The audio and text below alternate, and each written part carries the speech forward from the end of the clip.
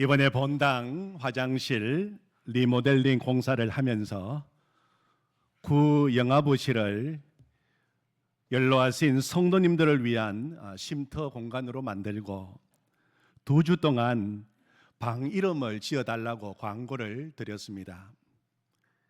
여러분들이 이름을 지어내셨습니다.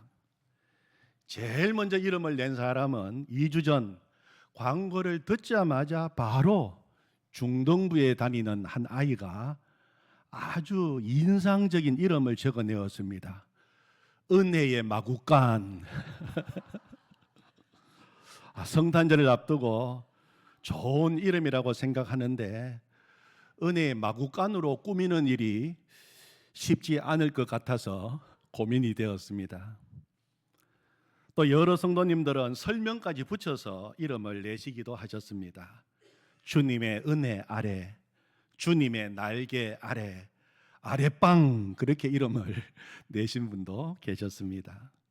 베다니, 주님의 사랑이 머문 곳, 예수님의 지상 사역 중 가장 편안하게 머물 수 있었던 사랑받는 집이자 안식의 공간, 예수님이 마음을 두시고 사랑하는 사람들과 함께 머무시고 가장 중요한 순간을 보내신 곳, 그래서 이름을 베다니방이라고 제안하셨습니다. 또 어떤 분은 누가복음 2장에 나오는 안나라는 선지자가 성전을 떠나지 아니하고 주야로 금식하며 기도함으로 섬기더니 그 말씀을 기록해 놓으시고 성전에 늘 머물렀던 선지자 안나처럼 성령으로 눈이 떠지는 은혜가 있는 방, 그래서 이름을 안나의 기도방이 좋겠다고 제안을 하셨습니다. 다 이름이 의미가 있고 너무 좋아서 이참에 방을 몇 개 더 만들어야 되겠다 그런 생각도 하게 되었습니다. 그 외에도 좋은 이름들을 많이 내주셨습니다. 쉴만한 물가, 한나회 사랑방, 엘림, 온 누리, 그레이스 홀, 영혼의 쉼터, 사랑의 쉼터, 평안의 쉼터, 또 어떤 분은 은혜의 쉼터, 은혜의 방, 평안의 방. 그런데 가장 많은 성도님들이 적어내신 이름이 있는데 샬롬입니다. 샬롬. 4분의 성도님께서 샬롬이라고 하는 이름을 적어내셨습니다. 샬롬은 정말 너무너무 귀한 말입니다. 지금도 이스라엘 사람들이 만나면 인사말이 샬롬입니다. 정말 반가운 사람을 만나면 샬롬 샬롬 2번을 연거푸한다고 합니다. 이 샬롬은 인사를 넘어서 놀라운 축복을 포함하고 있는 말입니다. 농사 짓는 분들에게 샬롬하고 인사하면 이번 농사 풍년이 들고 풍성한 수확을 거두십시오 하는 말이 됩니다. 전쟁에 나가는 군인들에게 샬롬하고 인사하면, 축복하면 전쟁에서 승리하고 돌아오십시오 하는 말이 됩니다. 시험 치는 학생들에게 샬롬하고 인사하면 좋은 성적 거두고 합격하라는 말입니다. 병중에 계시는 성도들에게, 병중에 계시는 분들에게 샬롬하면 속히 회복하시고 강건하시라는 말이 됩니다. 정말 좋은 것을 다 포함하고 있는 말이 샬롬입니다. 신학적 의미에서 샬롬은 하나님이 원래 만드신 창조 질서가 완전히 회복되고 참된 평화와 안식을 누리는 상태를 가리켜서 샬롬이라고 이야기합니다. 그래서 이번에 화장실 리모델링을 하며 새로 꾸민 그 방 이름을 가장 많은 분들이 적어내선 샬롬이라고 하면 어떨까 생각합니다. 동의하시면 예 하시기 바랍니다. 아니면 아니라 하시기 바랍니다. 통과되었습니다. 네. 그래서 그 방 이름이 이제는 샬롬입니다. 우리 교회 연로하신 성도님들께서 교회에 오셔서 샬롬 방에 머무시면서 주님 안에서 참된 안식을 누리시고 평안을 누리시기를 기도합니다. 아멘. 우리 옆에 계시는 성도님들과 한번 인사를 나누면 좋겠습니다. 진짜 반가운 사람을 만나면 어떻게 인사한다고요? 샬롬 샬롬. 우리 같이 한번 옆에 분들하고 인사하십시다. 샬롬 샬롬. 다른 분들하고도 한번 연거푸 샬롬 샬롬 샬롬. 하나님의 크신 샬롬이 함께 하시기를 원합니다. 크리스찬 유머 가운데 이런 이야기가 있습니다. 성경에 나오는 인물 중에 요한복음 3장에 보면 밤중에 예수님을 찾아온 니고데모라고 하는 사람이 있습니다. 또 누가복음 19장에 보면 예수님이 보고 싶어서 뽕나무 위로 올라갔던 누굽니까? 삭개오가 있습니다. 어떤 목사님이 집회를 가시게 되었는데 갑자기 적석에서 전도 설교 부탁을 받았어요. 갑자기 그 자리에서 받은 부탁이라 당황도 되었지만 거절을 하지 못하고 어떤 설교를 할까 생각하다가 복음서에서 나오는 예수님을 만나서 삶이 변한 니고데모 이야기, 예수님을 만나 삶이 변한 삭개오 이야기를 하면 좋겠다는 생각이 들었어요. 어떤 이야기부터 먼저 시작할까 생각하다가 생각이 채 정리가 안 된 상태에서 설교 시간이 되어서 강단에 올라갔습니다.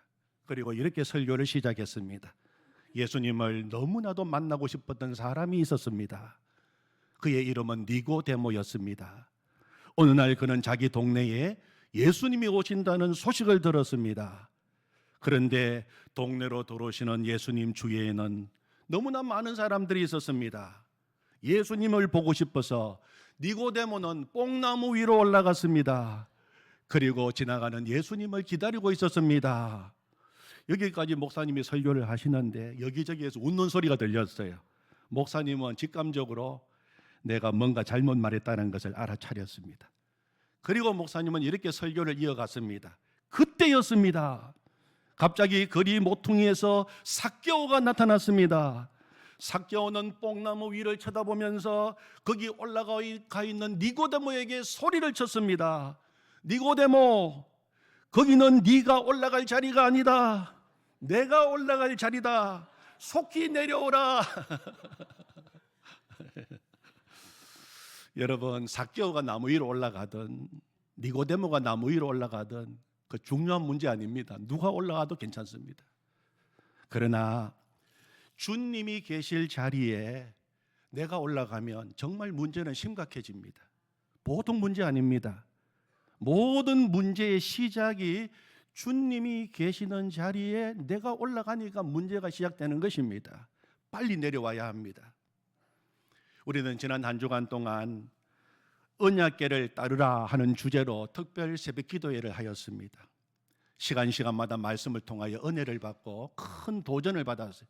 많은 분들이 이번 특별 새벽 기도를 통하여 참 도전받았습니다. 목사님, 정말 그렇게 살아야 되겠습니다.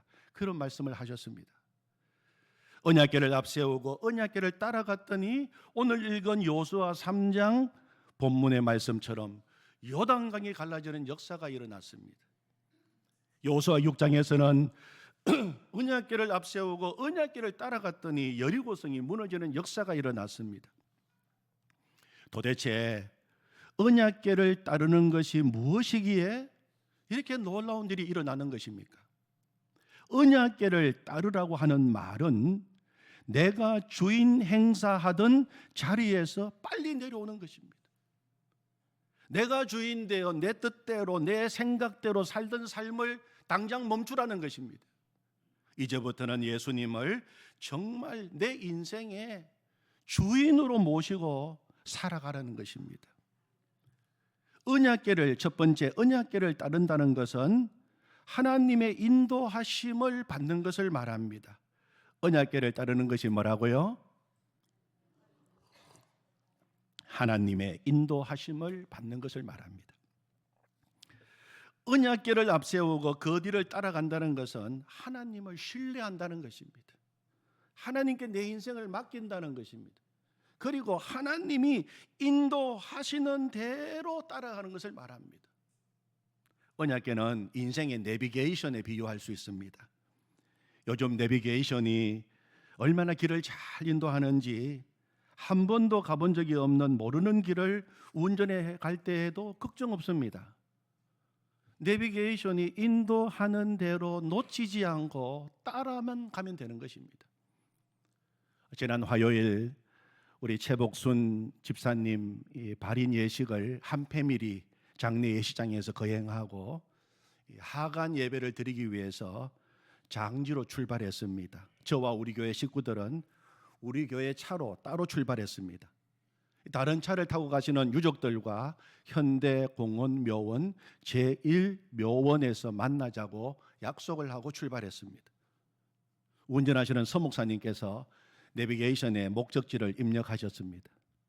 그런데 우리 차에 타고 계시는 우리 성도님들 중에 저를 포함해서 누구도 우리 서목사님 운전 잘하실까? 산길을 통과해서 가야 하는데 목적지 잘 찾아갈까? 우리는 목적지에 제대로 도착이나 할까? 염려하는 사람 아무도 없었어요. 운전하시는 서목사님도 낯선 길인데도 전혀 걱정이 없는 평온한 얼굴로 운전하셨어요. 미안하지만 저는 서목사님 운전하시는데 그 운전석 옆에서 계속 잠을 자면서 갔습니다. 내비를 따라가니까 어느덧 산속에 있는 목적지가 나왔습니다. 다들 내비가 인도하는 것을 당연하게 생각합니다. 야, 그 참 신통하네, 참 잘 인도하네, 그렇게 말하는 사람 아무도 없었습니다. 내비가 길을 인도하는 것을 당연한 것으로 생각하기 때문이었어요. 언약길을 따라간다는 것은 하나님의 전적인 인도를 받는 것입니다. 전적인 인도를 받는 것입니다. 다 맡기는 것입니다. 어디로 인도하든지 따라가는 것입니다. 그것이 언약길을 따르는 것입니다. 오늘 읽은 본문 3절 4절에 보시면 3절에 너희는 언약길을 따르라 그렇게 명령하시고 4절 하반절에 보면 그리하면 너희가 행할 길을 알리니 그렇게 말하셔. 길을 알게 될 것이다. 내비가 길을 인도하는 것입니다. 언약궤가 길을 인도하는 것입니다. 이 길은 어떤 길입니까? 너희가 이전에 이 길을 지나보지 못하였음이니라. 처음 가는 길입니다. 낯선 길입니다. 두렵고 염려가 있고 헤쳐나갈 수많은 문제가 있는 길입니다. 그러나 하나님께서 언약궤를 따르라 명령하신 것은 걱정하지 말라는 것입니다. 내가 앞서겠다는 것입니다. 언약궤만 따라가면 하나님이 인도하시겠다는 것입니다. 낯선 길이라도, 처음 가는 길이라도. 우리가 지난주일 설교에서 우리 인생은 광야를 통과하는 것과 같다고 말씀을 드렸어요. 광야는 길이 수시로 바뀝니다. 광야는 어제 있던 길이 오늘 없어지는 경우도 허다합니다. 또 새로운 길이 생겨나기도 합니다. 그러므로 광야에서는 반드시 인도자가 필요합니다. 오늘도 우리는 한 번도 가본 적이 없는 인생 광야길을 걷고 있습니다. 한 번도 가본 적이 없는 길을 가는 것이 우리 인생길입니다. 매일매일 같은 길을 걷는 것처럼 보이지만 우리 인생은 매일매일 다른 길을 걷고 있는 것입니다. 어제와 오늘이 다릅니다. 내일은 오늘과 다른 날입니다. 전혀 다른 날입니다. 어떤 일이 내 인생 가운데 일어날지 우리는 아무도 모릅니다. 그런데 하나님은 언약궤가 그 길을 인도한다 그렇게 말씀하셨어요. 언약궤를 따라갈 때 방황하지 않습니다. 그리고 길이 나오는 겁니다. 언약궤 속에는 모세가 하나님께로부터 받은 십계명이 기록된 두 돌비가 들어있어요. 그래서 언약궤 속에 하나님의 말씀이 들어있기 때문에 법궤라고 부르기도 합니다. 언약궤는 하나님의 말씀을 상징합니다. 우리가 급변하고 복잡한 세상을 살아갈 때 세상의 무신론, 유물론, 진화론으로 인하여 가치관이 혼란스러울 때, 또 환경과 감정에 따라 내 마음이 흔들릴 때, 그때 우리가 방황하지 않고 흔들리지 않고 담대하게 인생길을 갈 수 있는 방법은 하나님의 말씀을 기준으로 삼고 하나님의 말씀에 전적으로 순종하며 따라가야 됩니다. 말씀에 우리의 마음과 우리의 시선을 고정시켜야 합니다. 시편 119편 105절 말씀에 보면 주의 말씀은 내 발의 등이요 내 길의 빛이니이다. 한 걸음 한 걸음 올릴 때마다 내 한 걸음 한 걸음을 비추어 주시는 등이 되시고 내 인생 전체를 비추어 주시는 빛이 되십니다. 주님의 말씀이. 여러분, 그러므로 하나님의 말씀은 예배 시간에만 듣는 말씀이 아니라 매일매일 인생길을 걸어갈 때, 한 걸음 한 걸음 발걸음을 내디딜 때 생각나는 말씀이 되고 매일매일 내 삶 속에서 살아 역사하고 작동하는 말씀이 되어야 됩니다. 그래야지 우리가 말씀이 우리 삶 속에 인도자가 되는 것입니다. 사랑하는 성도 여러분, 하나님의 말씀에 언약궤를 놓치지 마시기를 바랍니다. 하나님을 믿는 하나님 백성들에게는 다 하나님의 말씀이 주어졌어요. 우리에게는 언약궤가 있습니다. 하나님의 말씀이 있습니다. 우리는 무턱대고 주님 믿지 않습니다. 무턱대고 신앙생활하지 않습니다. 하나님의 말씀이 우리의 신앙의 뿌리요 기준입니다. 하나님의 말씀을 읽고 배우고 묵상하고 이 말씀을 마음에 새기십시오. 머리에도 새기지만 마음에도 새겨야 됩니다. 워드 바이 하트입니다. 우리 마음에 새겨야 할 말씀이에요. 그리고 이제부터는 하나님의 말씀을 내 모든 삶의 기준으로 삼으십시오. 말씀이 기준입니다. 하나님의 말씀은 무엇이라고 하시는가? 그것이 모든 결정의 기준이 되게 하십시오. 하나님의 말씀이 모든 것의 결론이 되게 하십시오. 그것이 언약궤를 따라가는 삶입니다. 오늘 우리의 문제가 무엇입니까? 하나님을 믿는다 하면서도 어렵고 힘든 상황을 만나면 문제만 묵상하고 답답한 환경만 생각하고 나를 공격하고 어렵게 하는 사람만 묵상하고 그래서 순간순간 떠오르는 내 감정과 생각에 붙잡혀서 살아가고 있어요. 결국은 하나님과의 거리는 점점 멀어지게 되고 길을 잃어버리게 되고 방황하게 되는 것입니다. 전투기 조종사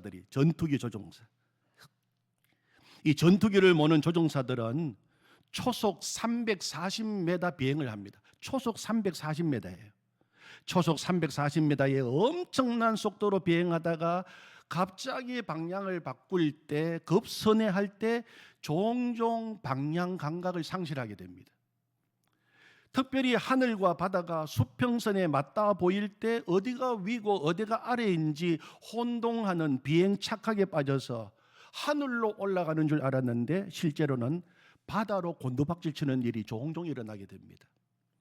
이런 사고를 막기 위해서 이 전투기 조종사들이 철저히 받는 훈련 규칙이 있어요. 첫 번째, 계기판만 믿어라. 두 번째, 계기판만 믿어라. 세 번째, 계기판만 믿어라. 철저하게 훈련받아요. 계기판만 믿어라. 시야와 감각이 혼란스러울 때 오직 계기판의 시선을 고정시켜야지만 안전하게 비행을 할 수 있다는 것입니다. 우리 인생도 마찬가지입니다. 급변하는 세상이에요. 시속 340m 속도로 가겠습니까? 정말 급변하는 세상에서 인생 착각을 피하고 승리하는 유일한 방법은 하나님 말씀이라고 하는 이 계기판에 집중해야 돼요. 계기판을 믿어야 돼요. 계기판을 믿어라. 계기판을 믿어라. 계기판을 믿어라. 하나님의 말씀이 들어있는 언약궤를 따라 믿음의 한 걸음 한 걸음을 내디딜 때 하나님은 오늘 말씀에 보면 내가 기이한 일들을 행하겠다 그렇게 말씀하셔요. 하나님의 놀라운 일이 일어나게 되는 것입니다. 신앙생활의 중심은 무엇입니까? 하나님의 말씀.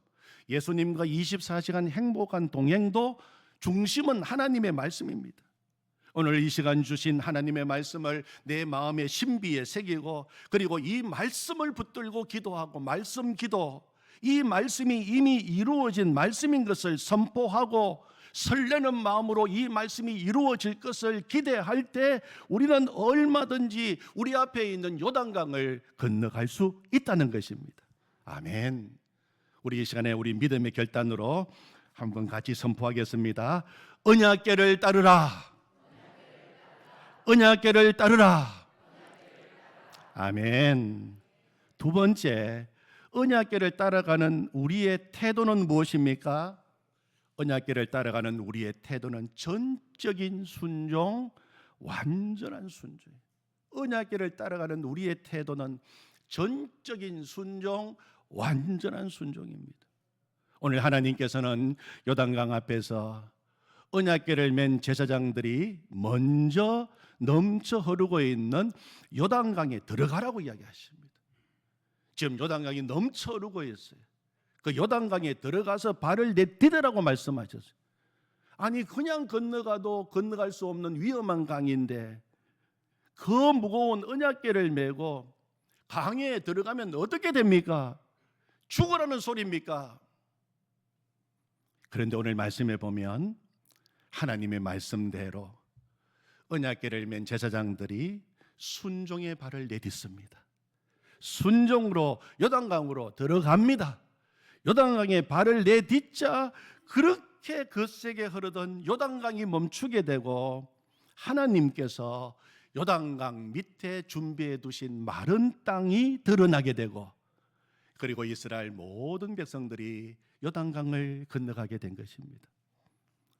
언약궤를 따르라 하는 말씀은 하나님을 신뢰하라, 하나님을 신뢰하라, 하나님 말씀 따라 순종하며 가라는 것입니다.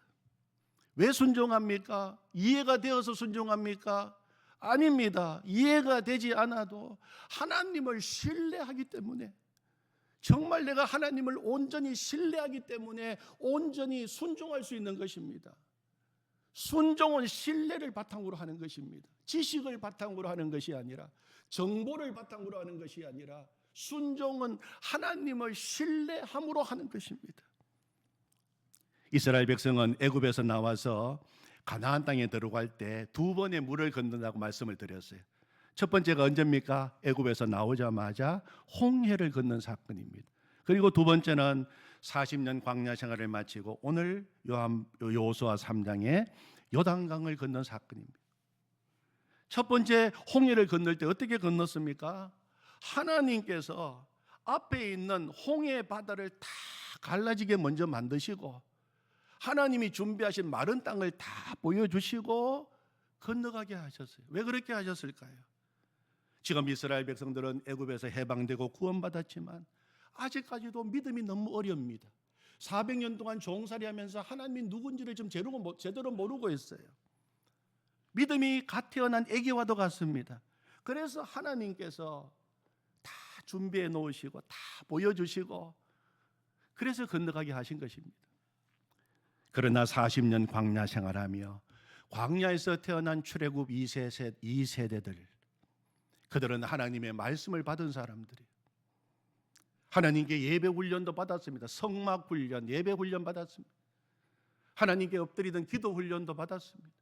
하나님의 음성 듣는 법도 배웠습니다. 광야에서 하나님과 동행하는 광야 훈련을 통과한 백성들입니다. 그래서 이 백성들이 요단강을 건널 때에는 어떻게 하셨습니까? 언약궤를 맨 제사장들이 먼저 하나님을 신뢰하며 순종함으로 믿음의 발을 내디딜 때 요단강이 그때 갈라지는 역사가 일어나게 하신 것입니다.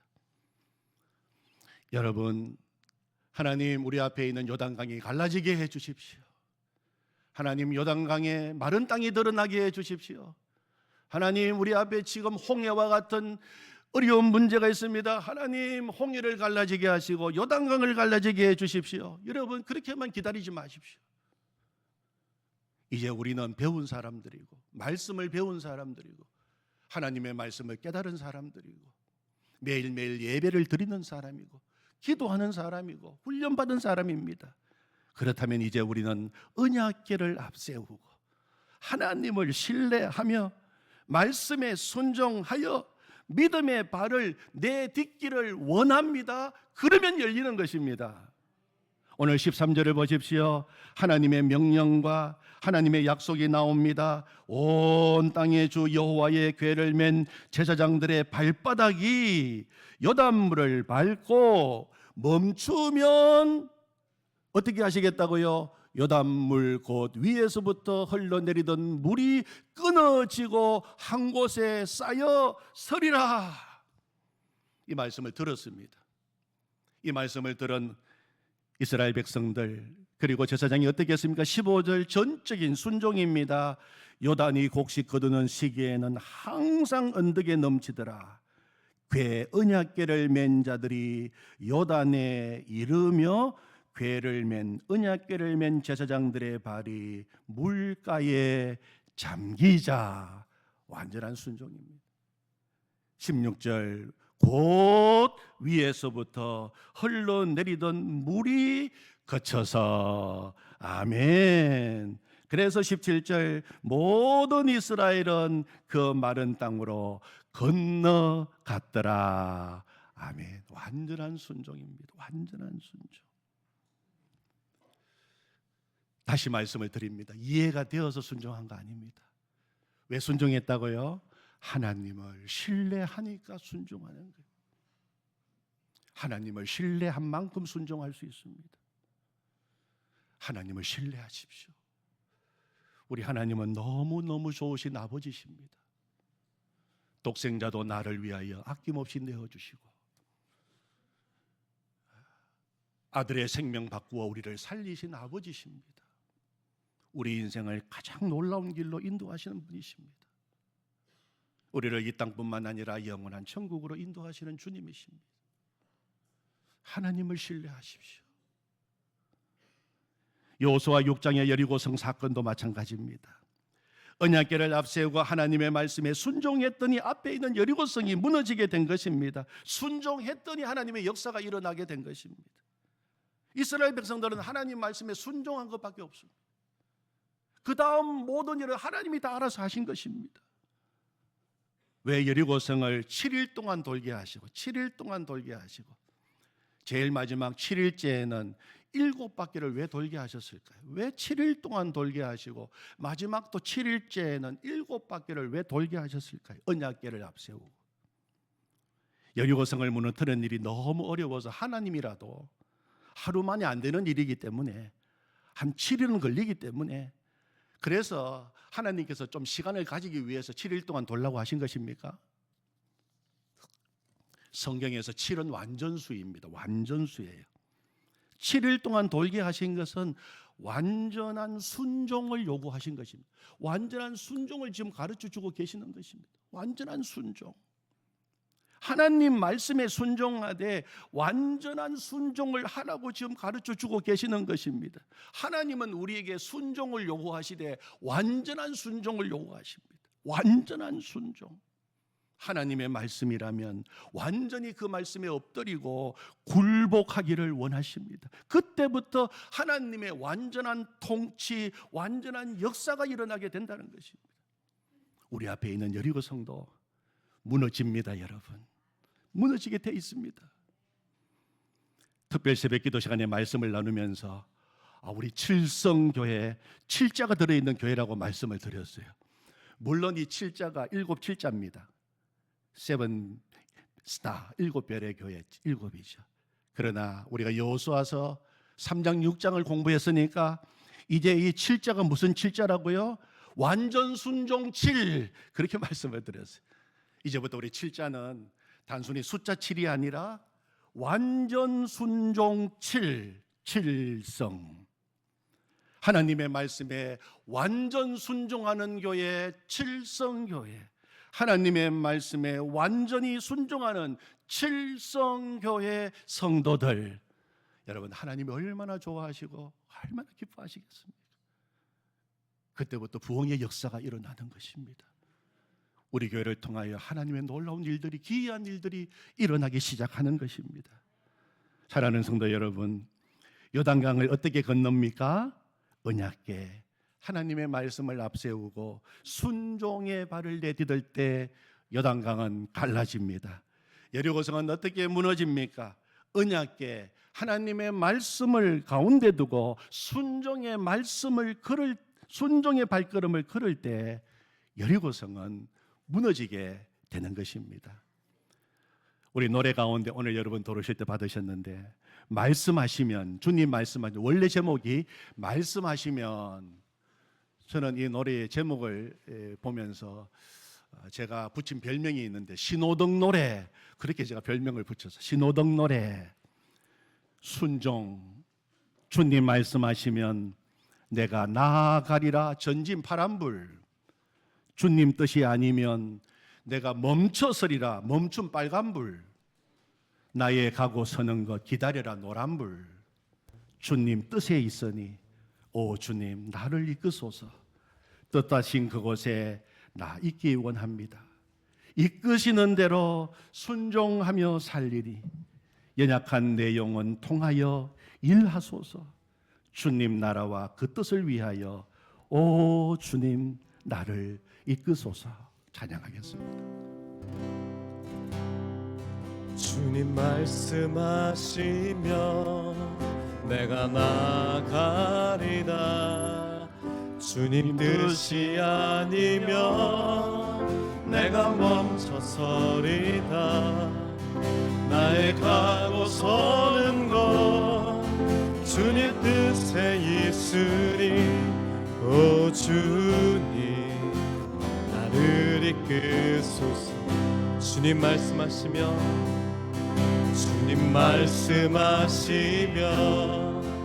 내가 나가리다. 주님 뜻이 아니면 내가 멈춰서리다. 나의 가고 서는 것 주님 뜻에 있으니 오 주님 나를 이끄소서. 뜻하신 그곳에 나 있기 원합니다. 이끄시는 대로 순종하며 살리니 연약한 내 영혼 통하여 일하소서. 주님 나라와 그 뜻을 위하여 뜻하신 그곳에 나 있기 원합니다. 이끄시는 대로 순종하며 살리니 연약한 내 영혼 통하여 일하소서. 주님 나라와 그 뜻을 위하여